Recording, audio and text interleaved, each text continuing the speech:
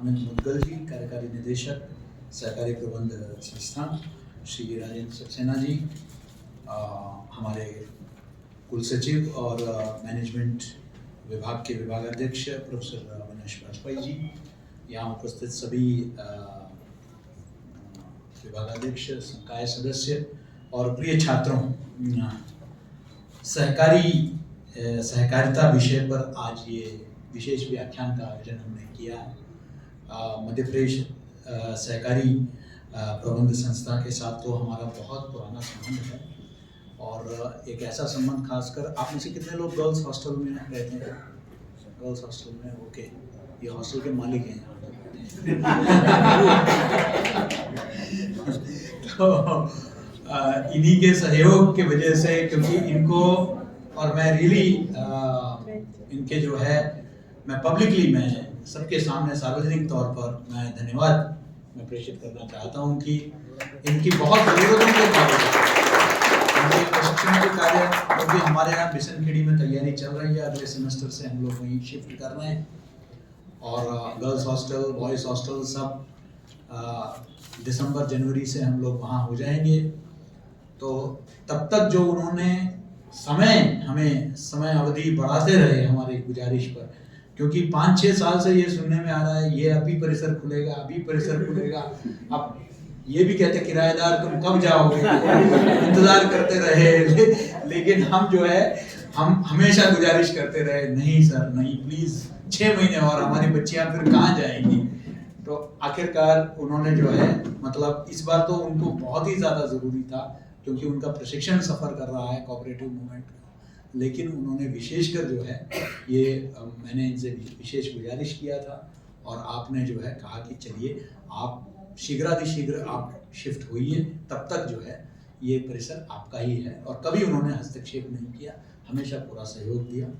और दूसरा हमारा एक विशेष एक और संबंध है जो आप में से कई लोगों को नहीं पता। किसी समय में ये जो परिसर है हमारा, ये भी इन्हीं का हुआ करता था लेकिन ये हमने किराए पर नहीं लिया, ये हमने खरीद लिया था लेकिन ये जो भवन है विकास भवन, ये सहकारिता विभाग का ही जो है संपत्ति रही है। तो ये एक विशेष, तो कुछ नई जानकारियां भी आपको आज मिली कि ये हमारा जो बिल्डिंग का इतिहास क्या है, विश्वविद्यालय का इतिहास। तो अब तीसरा एक नया संबंध अब जुड़ गया है। अब जो है हमारे जितने आउटसोर्सिंग में जितने भी हमारे कर्मचारी है, हमारे सुरक्षा गार्ड, हमारे सफाई कर्मचारी, ये सब भी जो है सहकारिता के साथ हमारा जो है एक अनुबंध हुआ है, जिसके तहत आप लोग हमें प्रदान कर रहे हैं उनकी सेवाएं। तो बहुत ही एक करीबी, मतलब एक संस्था है जिसके साथ बहुत करीबी रिश्ते हैं हमारे। तो मैं उनका स्वागत भी करना चाहता हूँ विश्वविद्यालय परिसर में कि आप आए हैं। लेकिन आज यहाँ एक विशेष उद्देश्य के साथ आप लोग यहाँ उपस्थित हैं और वो है सहकारिता के बारे में बताना। मात्र करियर के बारे में ही नहीं, करियर मैं समझ सकता हूँ, उसके बारे में भी समझना जरूरी है, लेकिन ये सहकारिता एक कृषि प्रधान देश है हमारा और सहकारिता कई, अब आप ये बताइए, आप में से एड पीआर के कुछ बच्चे हैं क्या यहाँ कोई? ओके, आप बताइए कि कौन सा कोऑपरेटिव ब्रांड है जो सबके जहन में आता है?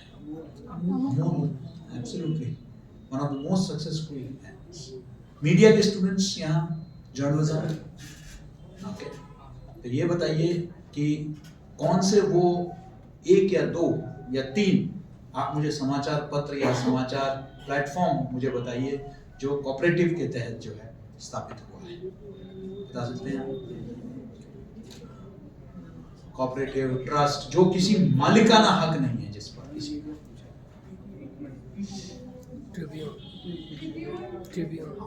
ट्रिब्यून जो है, ट्रिब्यून है समाज अखबार है उड़ीसा का, जो कोऑपरेटिव मूवमेंट के तहत जो है जो स्थापित हुआ है।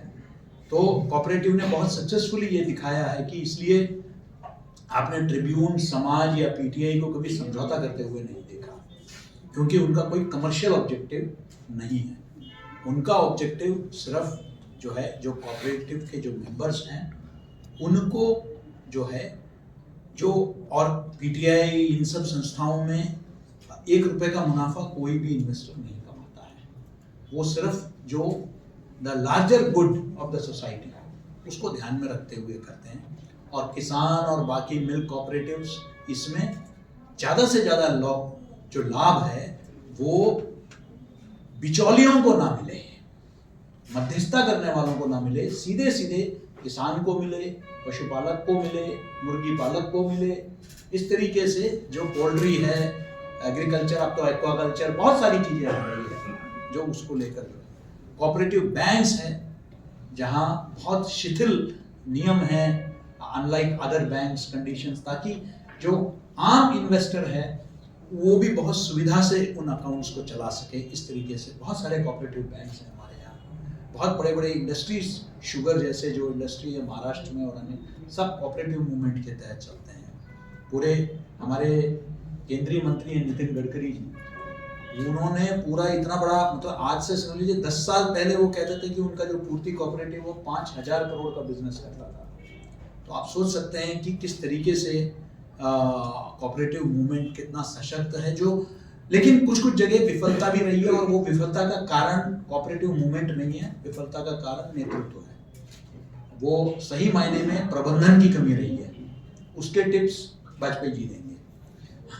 तो मैनेजमेंट और मैनेजमेंट किस तरीके से किया जाए कोऑपरेटिव्स का, ये बहुत आवश्यक है, ताकि कोऑपरेटिव्स जो है they don't get into the red. उनका जो है एक ब्रेक इवन पे वो रहें, ताकि वो लाभ जो भी इन्वेस्टर्स से उनको मिलता रहे। तो कोऑपरेटिव मूवमेंट को समझना बहुत जरूरी है। इवन पत्रकारिता के विद्यार्थी को समझना रहेगा, ब्रांड के, एडवर्टाइजिंग के विद्यार्थी को, और मैनेजमेंट की दृष्टि से मैनेजमेंट के विद्यार्थियों को।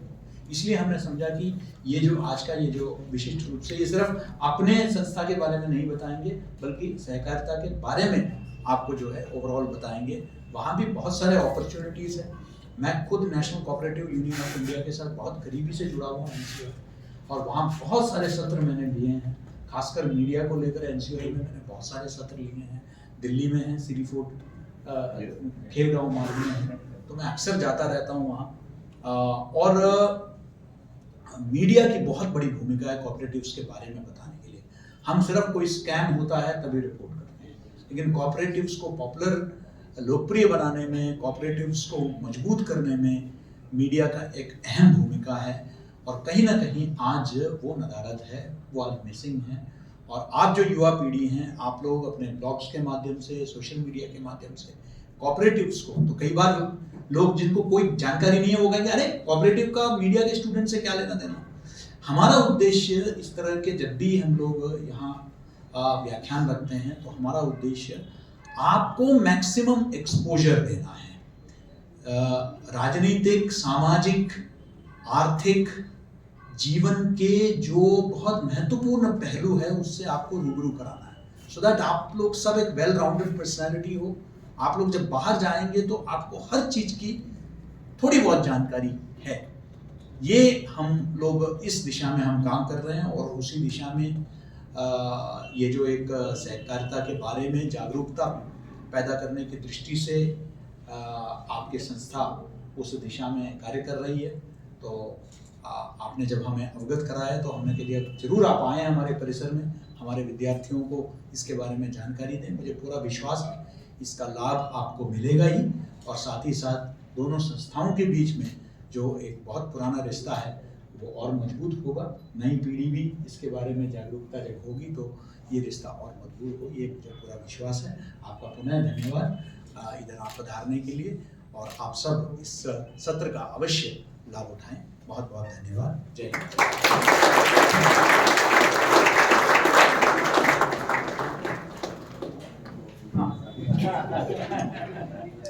Our students have the most curious minds